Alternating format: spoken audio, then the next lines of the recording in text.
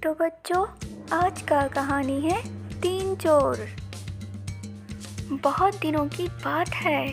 किसी शहर में रमन, घीसा और राका तीन चोर रहते थे। तीनों को थोड़ा थोड़ा विद्या का ज्ञान था।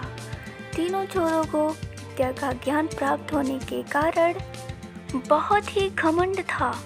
विद्या द्वारा तीनों चोर शहर में बड़े बड़े लोहे की तिजोरियों को तोड़ देते थे और बैंकों को लूट लूट लिया करते थे। इस तरह तीनों चोरों ने शहर के लोगों की नाक में दम कर रखा था।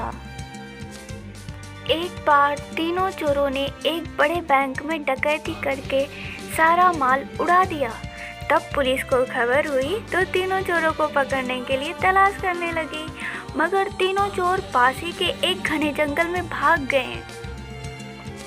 तीनों चोरों ने देखा कि जंगल में बहुत सी हड्डियां बिखरी पड़ी हैं।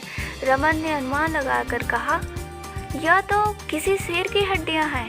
मैं चाहूँ तो सभी हड्डियों को अपनी विद्या द्वारा जोड़ सकता हूँ। घीसा को भी विद्या का घमंड था, सो वह बोला, अगर ये शेर की हड्डियां हैं तो मैं इनको अपनी विद्या द्वारा शेर की खाल तैयार कर उसमें डाल सकता हूँ। रमन और घीसा की बात सुनकर राका का भी घमंड उमड़ पड़ा और उसने कहा, तुम दोनों इतना काम कर सकते हो तो मैं भी अपनी विद्या द्वारा इसमें प्राण डाल सकता हूँ।